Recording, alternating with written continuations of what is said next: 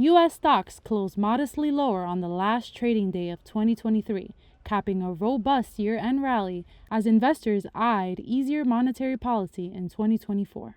All three indexes lost ground on Friday, with the Dow closing down a hair, the S&P 500 shedding 0.3%, and the Nasdaq losing 0.6%. It was a rocky year marked by a U.S. banking crisis in March, a AI stocks boom, jitters about Middle East's oil supply stemming from the Israel-Hamas war, and fears that restrictive Fed policy could send the U.S. economy into a recession.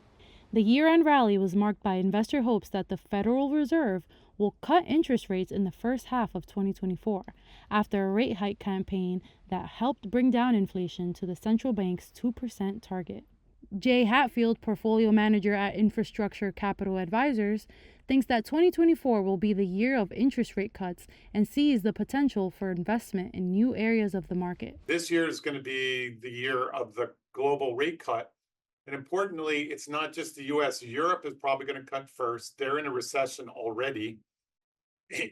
But we also don't believe the US is going into recession. And again, it's because we have a shortage of housing. So we're not going to have a housing crash. We don't have a housing crash. Employment stays high. When employment's high, consumption stays high.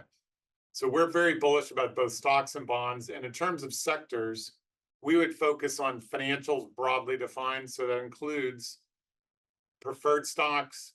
It includes pure financials, particularly money center investment banks like Goldman and Morgan Stanley, that is, because they're heavily levered to investment banking. We think that's going to pick up this year.